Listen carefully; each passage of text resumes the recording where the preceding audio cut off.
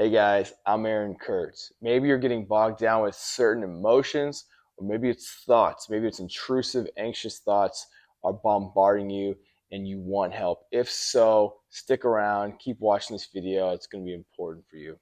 So, coming up, I'm going to share with you an example from this past weekend of how I brought up emotion and was able to release it through an experience. But first, I want to talk with you about the relationship between thoughts and emotion. Primarily, we are emotional creatures. Emotions are more primal, more central to how our brain works. Thoughts came over and on top of emotions as we evolved as humans. So, knowing this, we know that thoughts are pointing towards emotion. Thoughts are trying to talk about emotion. And when there are fears around certain emotions, which we're going to talk about, thoughts are going to be there to help you cope with that. And how do you cope with the fear? Well, you avoid it. And the mind is going to be trying to help you avoid feeling certain emotions. Now, an important thing to note is just the truth that I work from is that you are not your mind. You have a mind. But if you can become aware of certain thoughts you're having, which you do, right? You can become aware of certain emotions you're feeling, which you can, right? Then you are not it. You are something else removed. You are something else. So we don't have to talk about that, but your ability to observe and become aware, you are more that part of you. And so the mind is something you have, but it is not you. Okay, so if you experience a lot of these intrusive thoughts and thinking in general, what we want to do is we want to work underneath. We want to find what's underneath because there are emotions. Thoughts are coming from these emotions. So how do we tap into these emotions? Emotions are meant to come up and move on out. When they get stuck and get trapped, is usually when we have these beliefs about ourselves in the world that pushes it down, and beliefs about emotion primarily, that it's not right to feel certain emotions like anger and sadness, and it was the accumulation of this over time that builds up, right? We call it hidden or trapped or repressed or whatever emotions, and this creates the bubbling up of thoughts. So here's an example from this past weekend of what happened to me. I have joined a basketball league. I love playing basketball. I haven't played a lot of competitive basketball probably since high school, maybe some tournaments after high school and whatnot. But it's been a really fun experience to get back into competitive 5-on-5, full court basketball, referees, scoreboards, all that. And in the process, it's brought about some emotion. And what I've noticed leading up to a game this past weekend was just this overabundance of nervous energy. We can call it anxiety. We call it excitement. They're really interchangeable. They're kind of the same thing. Um, but a lot of this, was my mind did not, I knew that in my mind, I was like, why am I feeling this? It's just a basketball game. I want to just go out there and have fun. Although I, I do want to perform really well. I have a very competitive, that warrior mentality that wants to go out there and be the best I can be. And yes, I want to win. I want to win every game. I want to win the championship. I want all of it. I want all of it. So in my mind, it's like all this built up energy and really, so much that it's not even fun necessarily anymore. And so what my mind has been starting to tell me is like, hey, you need to relax more. You need to just enjoy the experience and let the outcome take care of itself, or be more present during the game, and you'll perform better that way. Be more mindful. Just focus on your tasks and actions, and all these little mind hacks, right, to deal with this nervous energy and excitement. It was trying to help me lower this anxiety. And this anxiety is something, yes, I felt during high school, and with it came understanding the importance factor and the beliefs and how I thought of myself when I play basketball, is still in my system. So when I go to play basketball now, all that self image and identity beliefs about myself come up. But it's all the mind is trying to do is help me to avoid the feelings that would come with me performing poorly and or losing. And both of those happened last weekend during a game.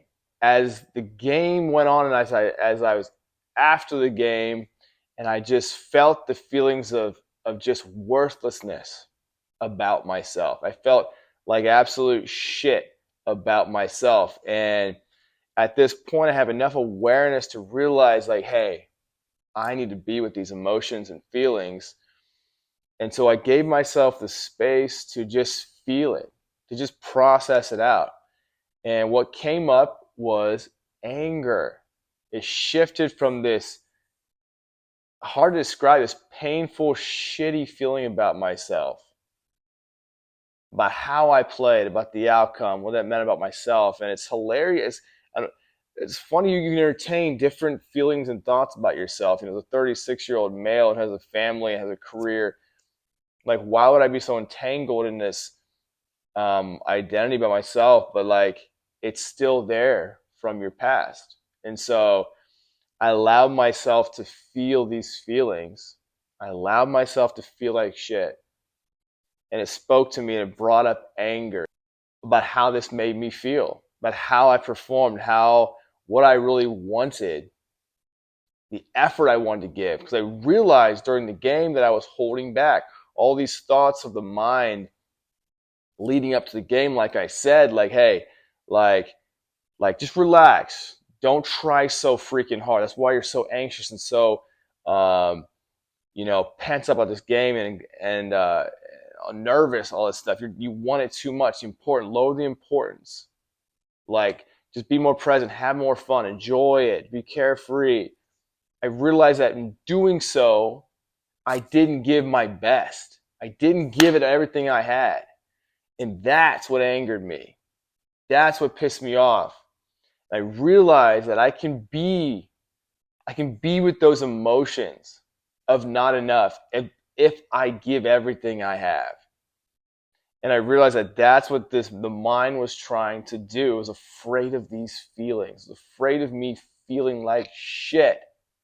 It was afraid of me feeling worthless.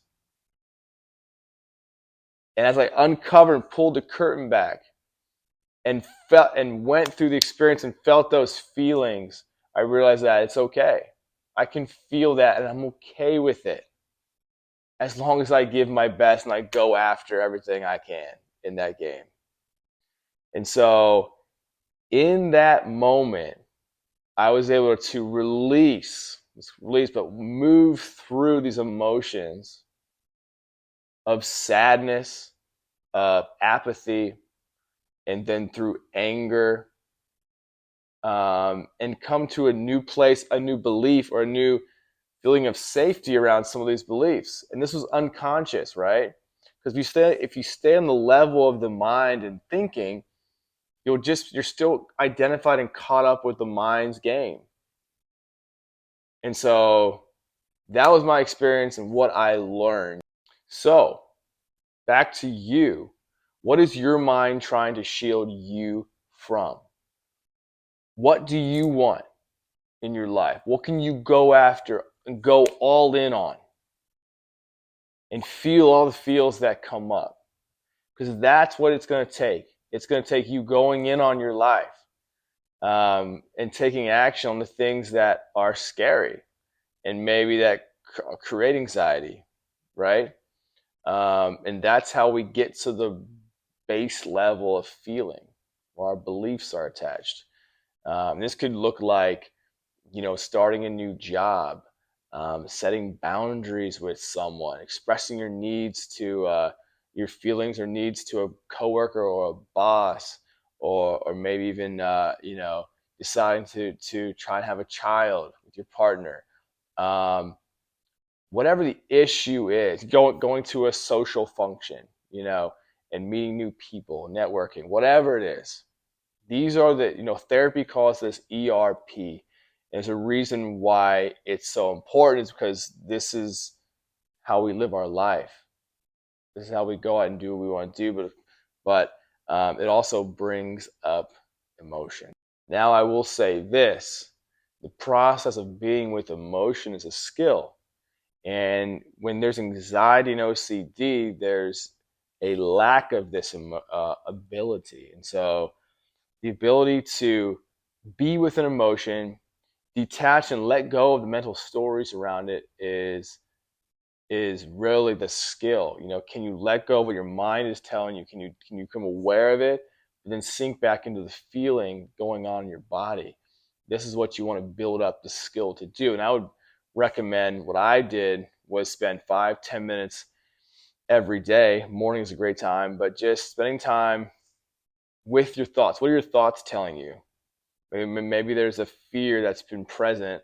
Maybe you can just run a story through your mind about that fear, and then notice what comes up in your body and practice this. Start with something that's not um, too exposing, too aggravating. But start with some kind of emotion that's present. You can notice in your body, and start feeling and just being with. You're not trying to judge it. You're not trying to label it. You're not trying to make it go away. You're just giving it space to be there. You're just being with it.